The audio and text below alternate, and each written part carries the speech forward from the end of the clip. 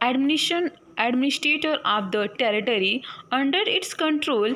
Now it had to think of administrating the land and the organizing its revenue resources.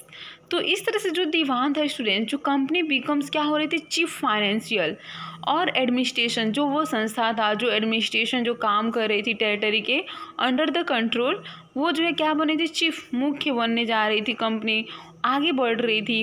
And now it had to think of administrating the land and organising its revenue. और now it had, ये जो think सोच रहे थे, administrating of the land and जो भी organising its revenue resources, this had to be done in way, और इस तरह से ये सारी चीज़ें हो रही थी in the way that could yield enough revenue to meet the growing expense of the company. A trading company had also the issues that it could buy the products in a needed and sell what it wanted. और इस तरह से ये जो मतलब चीज़ें हो रही थी, जिस तरीके से हो रही थी कुड yield enough, वो बहुत ही मतलब एनफ था टू की मतलब ग्रोइंग एक्सपेंसिव द कंपनी, जिससे कंपनी की मतलब डेवलपमेंट हो. एंड अ ट्रेडिंग कंपनी, और जो व्यापार की जो कंपनी थी, हैड ऑल्सो इंश्योर्स, और उसको भी डेवलप हो रही थी.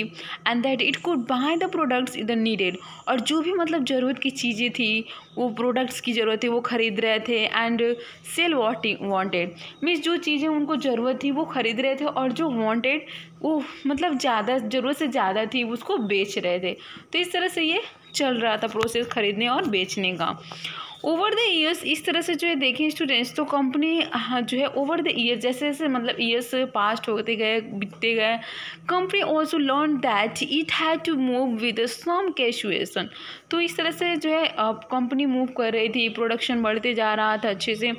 Being an allied power it needed off the pacify those who in the past had ruled the countryside, और जो लोग भी क्या पास्ट और जो रूल कर रहे थे कंट्री साइड में, and enjoy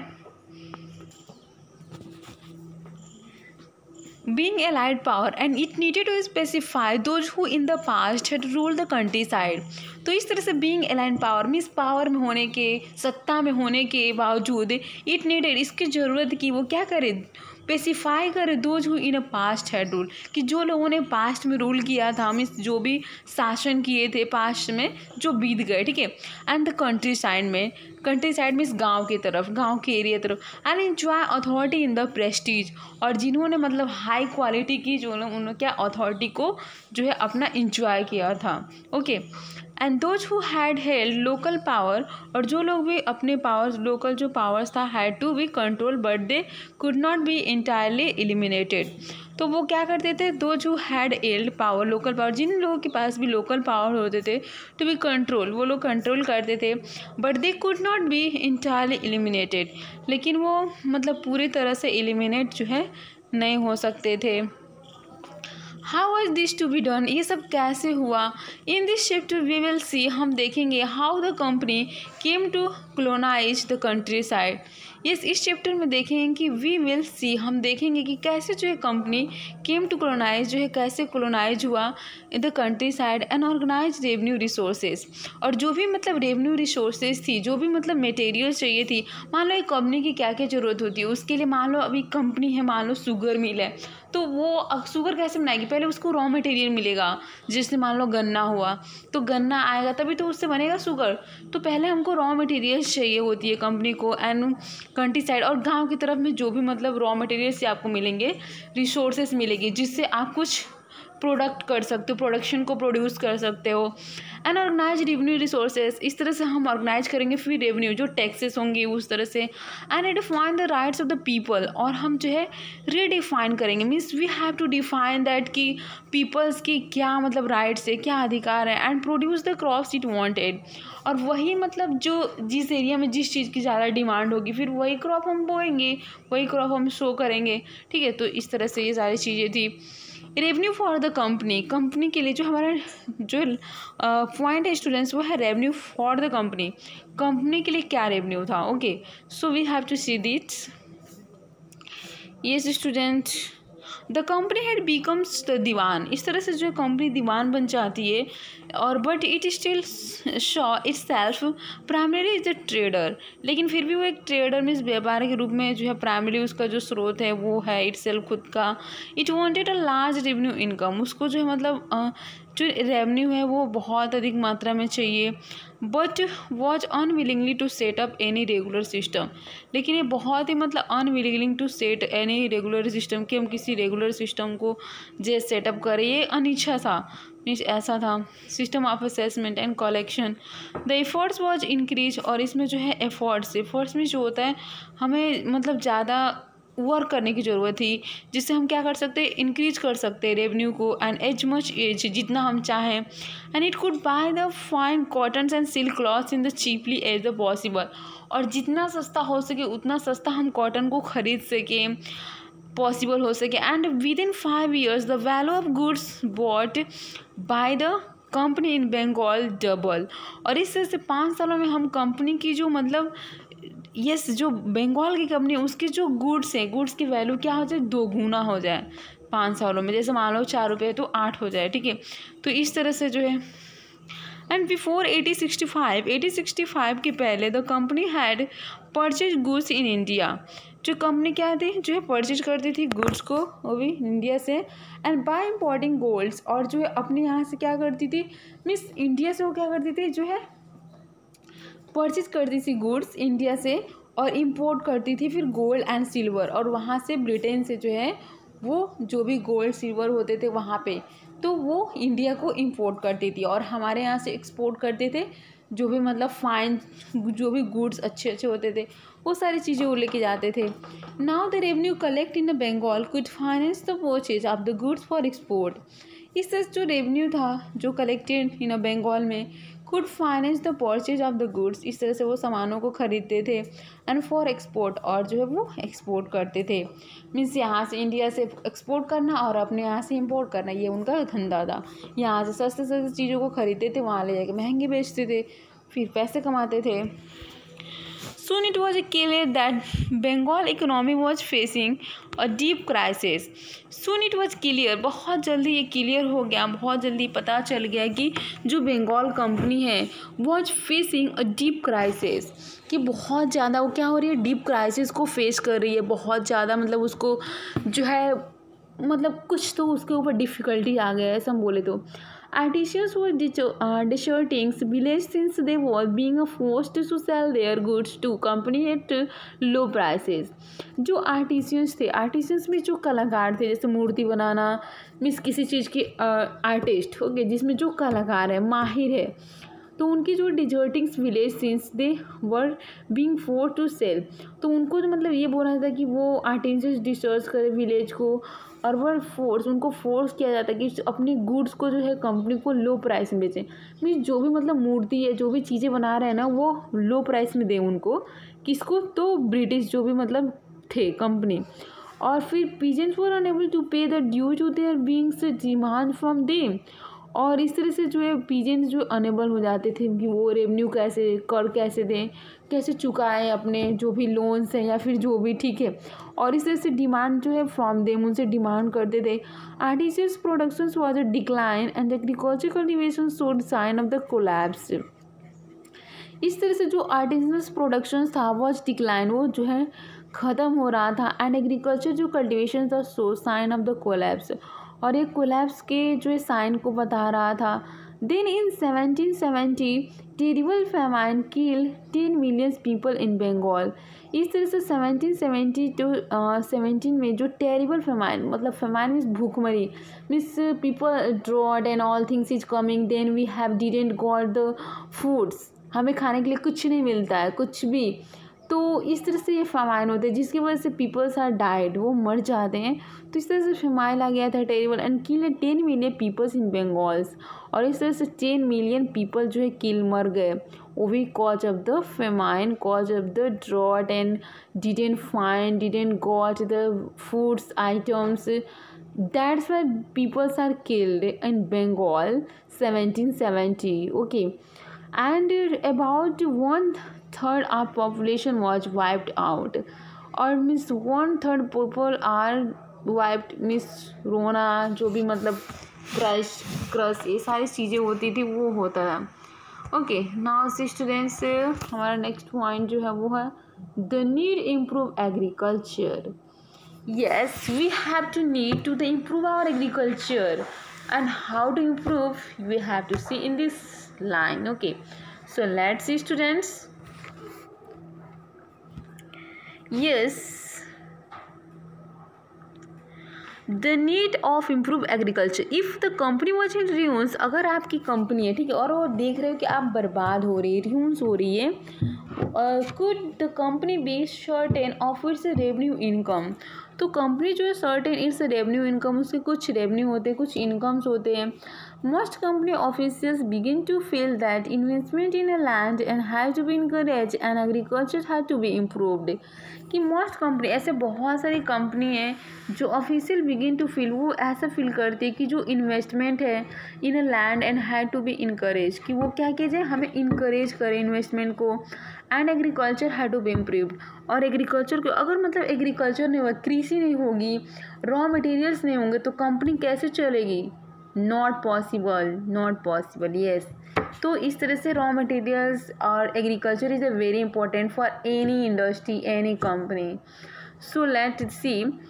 yes, and encourage in agriculture have to be improve. तो हमें इनकरेज करना चाहिए, और मतलब ऐसे नहीं कभी हमें मतलब गांव वालों को गांव जैसे ऐसे सब चीज़ें नहीं बोलनी चाहिए, ताकि उनको अच्छा नहीं लगता है ना, फिर हम लोग उनके वजह से ही आज जिंदा है जो भी है, ठीक है।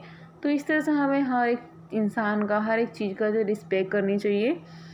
And land have to be encourage and agriculture have to be improved. और इस तरह से एग्रीकल्चर हमें इम्प्रूव करना चाहिए। How was to be done, ये कैसे होता था? After 2 decades of the debate on the questions.